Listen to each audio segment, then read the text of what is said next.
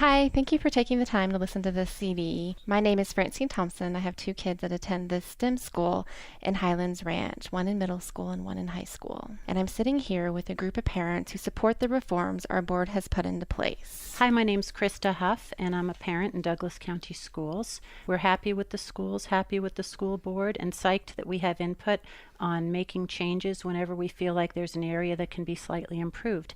I have three daughters in 7th, 9th, and 12th grade right now, and they've spent their entire school years within the Douglas County School District. Hi, my name is Roger Bianco. I have three children, all who attend the Douglas County Public Schools. All three go to neighborhood schools. I'm thrilled with the way things have gone with the schools and with their education, and I'm very much a supporter of what the school board has done here in Douglas County. In your conversations with other parents and maybe other people who work for the district, you might have heard the phrase privatization tossed around as if to say that the current school board, in their efforts to implement some reforms, really wants to privatize education in Douglas County and make it for profit. I have to say that as a parent of kids in the district, I've been to a number of school board meetings. I've had a number of conversations with members of the school board. Never once have I ever heard any of them utter the word privatization or utter the phrase for profit. I just don't think that is an accurate characterization of what the school board is trying to do. You know, Roger, I have to agree with you on that. I think one of the misconceptions that is going around there is when they use charter schools in their privatization arguments. In reality, charter schools come from the ground up. It's a group of parents getting together with other parents saying, this is what we want for our school, for our kids. And then they go out and they do the work to start the school and build the school, get the financing, and open the school. It's not corporations coming into Douglas County to build charter schools. It's parents building charter schools. So in actuality, I think what happens with the creation of a charter school is it is the exact opposite of the way that board opponents and reform opponents have stated it. It's not something that comes in from outside of the district, from the top down. There's no big corporation behind it getting money. It's really something that starts from a parent and student level up, and that's where these charter schools are born. Yes, and we're very fortunate to have a board that supports charter schools and listens to parents when they come to them and say, this is what we've done, this is the charter school we want to build, can you help us? And they do, and it's a very collaborative environment our district has put into place. I think an important point that bears note is that 6 of the 7 current members of the Douglas County School Board have children in the district, and it just doesn't make any sense that they would want to do anything that would harm their child's education. So this idea of bringing in schools and doing anything to hurt their children's education when all of them but one have children in the school district, it doesn't resonate with me. Something else you might have heard is that they're accusing our board of manufacturing a crisis in order to implement the reforms that they've put into place. In my opinion, the manufactured crisis is actually by those who oppose our board, who are going out and trying to instill fear in people, saying that these reforms are going to do more harm than good, and that they've taken our district down a road that they're not even sure that we can recover from. One of the ways I think, Francine, I see this playing out is when because I've heard this consistently, that the current school board has voted to reduce graduation requirements for high school students from 25.5 credits to 24, which I know as a matter of fact that is false. It was on February 17th, the school board meeting on February 17th of 2009, when the school board voted to reduce the graduation requirements. The current school board was not elected until November of 2009. They also, when they voted in 2009 to reduce graduation requirements, the first class that would hit would be 2012. So you see how this crisis is being manufactured. They're saying that the current school board was in power when the reduction went into place, and that's very misleading. And while we're talking about academic success, when my kids were in elementary school, they had a math program called Everyday Math. The program was horrendous. It spanned 10 years of my children's educations. The parents and the teachers were constantly complaining about it. The children were basically not being taught their math facts. They were not doing the math drills that we did when we were young. They were not able to, off the top of their heads, quickly tell you 9 times 3. They couldn't add 36 plus 36 and give you a quick answer. And when my last child was in the 5th grade, which was her last year of local elementary school, they switched from everyday math to Singapore math. I did not tell my child how much angst I had over the former math program. She came home the first week of 5th grade and told me how much more math suddenly makes sense. I was thrilled that they made the change in the curriculum. It's going to benefit all the kids, but I was, chagrined that my children just lost 10 years worth of potentially good math education. I will add to that Douglas County School District and Denver tie for the highest graduation requirements in the state. So it's not like we have these extremely low graduation requirements. Francine, I hear people complaining that Douglas County Schools has lost accreditation.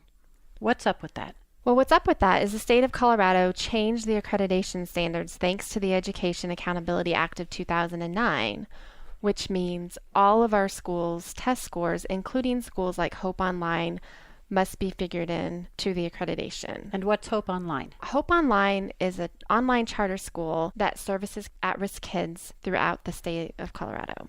And when you have those scores included in the district scores as a whole, it brings them down, so we don't meet their accreditation standards anymore. However, when you pull those test scores out, we actually look better than Littleton Public Schools. Okay, so the people who are against the current school board are complaining about the accreditation. Basically, they're saying that our current school board should not be including Hope Online kids under our jurisdiction because it harms our test scores. So basically, they're against at-risk kids. That's one way to look at it. I don't want to be the parent to tell these at-risk kids, I'm sorry, we don't want to service you anymore.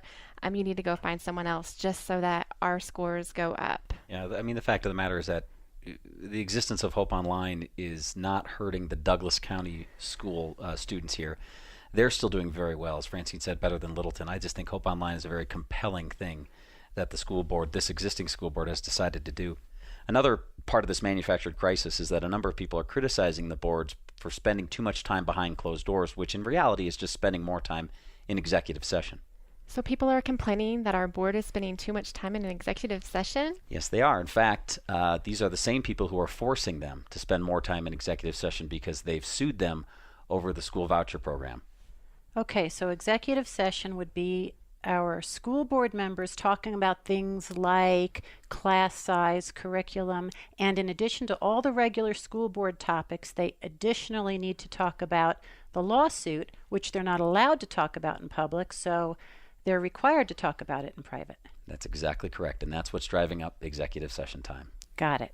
Lastly, I've heard a lot about teachers leaving the district in droves. Krista, do you have some numbers on that?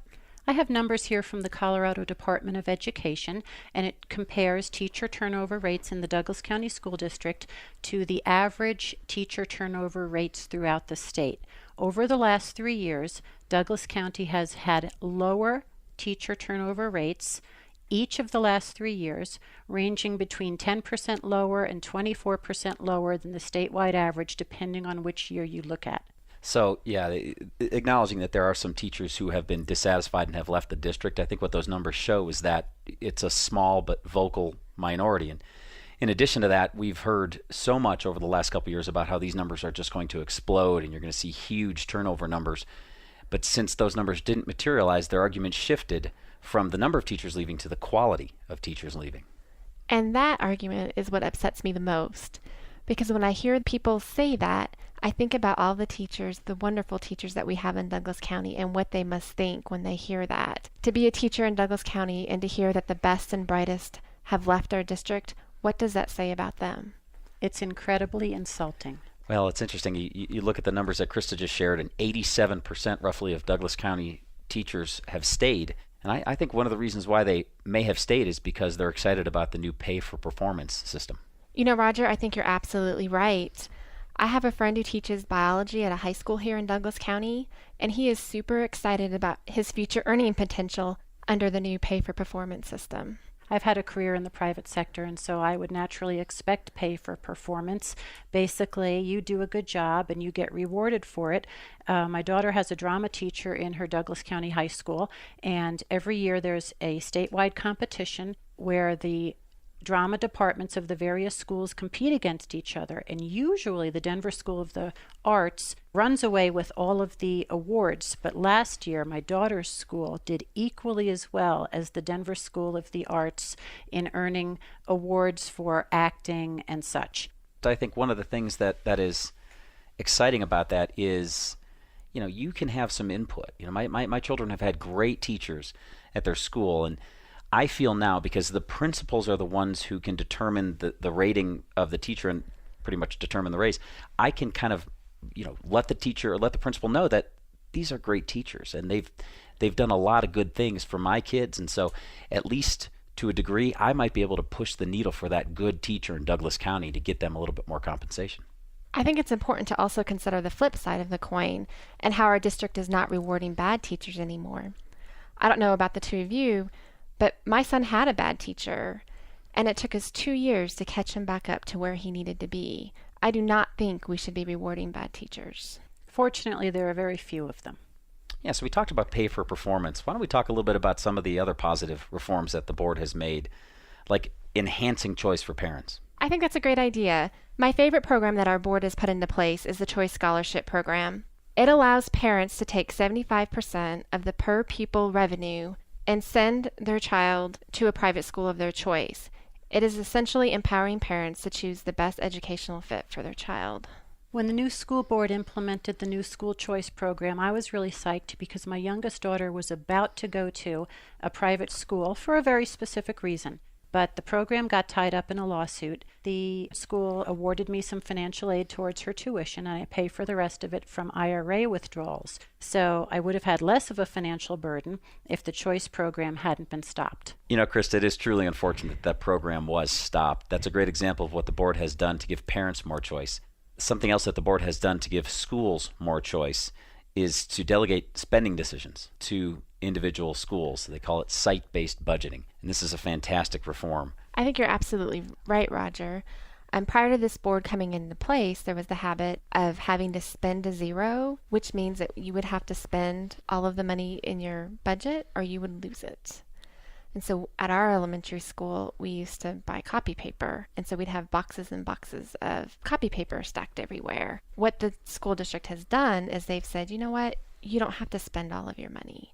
You can set it aside to spend on things that are important to you and your school in the future, whether it be buying new books for your library or updating your computer lab. The decisions are being made at the local school. So they're just not forced anymore to spend money on things they don't need. To me, one of the most exciting things about the school board is this very idea. The decisions on how the money is spent at the school level is made by a school accountability committee. And school accountability committees consist of parents and administrators. Teachers can now talk to parents in the classroom about the priorities for that school. It's very much empowering everyone in a neighborhood to make sure that the school gets the resources it needs and spends it wisely. Why would somebody oppose that? I'm not sure. It could be that they want central control on all budgeting decisions. It could be that they don't think parents are capable enough to make spending decisions at the school level. I don't know. It seems like a strange thing to oppose. One of the things we haven't had a chance to discuss is the union and the impact it's having on our district. Francine, I haven't heard much about the union in this debate, and my sense is that they have a role and that they have an agenda. So I was wondering if we know where they are and what they want. Well, the current school board effectively removed the middleman, the union, from the education equation. So the union would naturally be scrambling to try and regain their power and control. You're absolutely right, Krista. And if they get a seat at the negotiating table, they have every intention of rolling back the reforms. I think it would be a mistake to roll back some of these reforms. Well, I believe most parents, like me, are excited about the reforms. I'm happy about the new math curriculum and that the choice program opens doors for parents like me, which were financially closed before. I very much appreciate the fact that through its actions, the board seems to really trust parents and individual schools to make decisions. There's been a lot of information thrown around in this debate here in Douglas County about how we educate children. If a parent wanted to get more information, where would they go? So I volunteer for an organization called DougCo Champions for Kids. As a matter of fact, they made this CD possible. They have a website which links to other organizations that support the reforms in Douglas County. They also have a Facebook page where they encourage a dialogue and do not discourage dissent. It's a great source for information.